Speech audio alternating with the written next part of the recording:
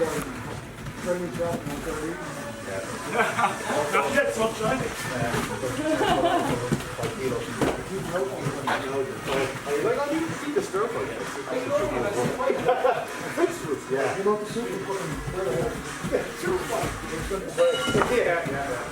All right, okay, come on.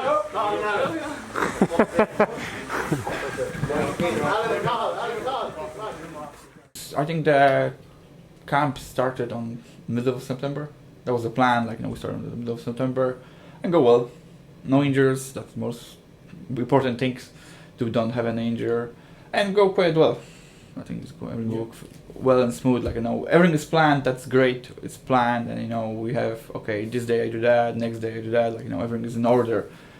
When I have fights before, when I just literally, okay, what am I doing here, and thinking on the day, I don't have that planned. Do you know much about the opponent you're No. fighting, for example? So you'll go there on the day No, and because just... on this stage, on this kind of competition, your man can be pull out someone else, and you prepare for a special guy and have all tactics, and someone new, what they do now. I don't think I think about I want him working with my game. I don't care what he's doing. Probably closer to fight, our coach will bring something, and we start implement some strategy, but that will be probably last 2 weeks, something like that. We fight without the shin guards, what I know. That's elite amateur. I prefer them. I prefer fighting like that without the shin guards. Yeah. Oh, it's the shin guards are you can go on the ground and they will stuck somewhere, or and without shin guards it's a completely different game. The leg kicks, or even you fighting on the ground, is completely different. Front, nice, Alan. Well done. Great thinking. Good lad, Alan. Excellent.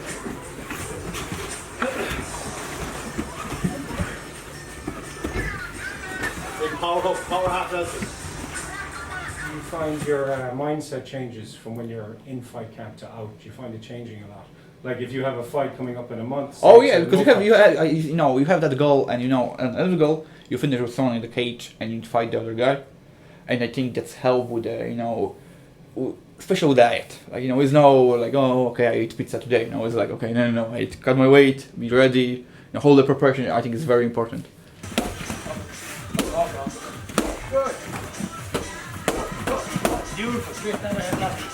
On Mondays we do wrestling with the ground, and when we show up next time, it's Wednesday. Wednesday we do striking, and on Friday we do straight wrestling, and on Saturday we spar. And on Sunday we drill. And I think the wrestling and the ground is that's my perfect preparation. I still do my striking everything, but if I take have my hands around someone and able to take someone down, I'll be fine. I feel safe near eyes and there with someone. Do you get nervous before fights? Fight week, fight day, the day before? No, you know what? I have that's that's weird, because if I make weight, and that's I make the weight, nothing, I'm fine. On the fight, it's before I was doing loads of jiu-jitsu competition, and I think that's prepare me slightly to that kind of it's okay. It's another competition. You need how this looks it's less stress. Yeah. Do you think records are that important for amateur? No, completely no. Yeah. Completely no, because I even don't watch the fights, the last fight, I don't watch it, because I probably know if your man don't fight for 5 months, that's a completely different person. His game will be different, everything will be different, and there's no point watching some old version of him when I see 1.1 or 2.1, the next version of someone. Yeah. And it's loads of people from our gym prepare for the shows, and we don't want them being injured. We need to take care of I prefer not to be overtrained. The overtraining, when you overtrain, it's that's a nightmare. Really worse. Yeah, that's the worst you can do, going to fight you overtrained, because you're tired, literally, your hands shut down after 2 minutes, and what do you do now? Yeah, yeah. Sense of control. Bottom hook first and foremost, okay? Next thing, doesn't matter what the hooks are, if you have your sternum, we'll just rotate around. If I have my sternum, which is my breastbone, in between his two shoulder blades, I'm on his back. I'm pushing my head forward, okay? and that's when he's going to start making mistakes. I moved to Ireland. I was okay back home. I was doing the jiu-jitsu, Brazilian jiu-jitsu for a couple of years, and on some stage of my life, I moved to Ireland. I have that break when I don't train at all. That was around 2 years when I move out, and I was constantly going up and down to see my family. But after 2 years, I was talking with one of the coaches on the Strange Wolves, Zimny.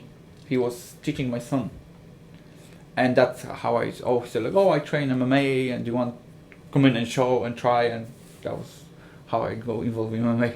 Okay. 3 years later, I'm here. We'll see how this fight go, and probably one more fight, and we start thinking about going pro next year. But we'll see. It's during the pandemic, we don't know how the situation will look, and everything is like, it's a little bit tricky. But like, I'm 34 now, and I think that's the right time to go pro. But if I go now, when? You do. Sorry, you're ginger. Because you are ginger. The Polish lad hitting ginger jumps, fucking hell, Jesus Christ. Hey, 10 years a year, I learned something. Yeah. Things that Irish people have to crack with.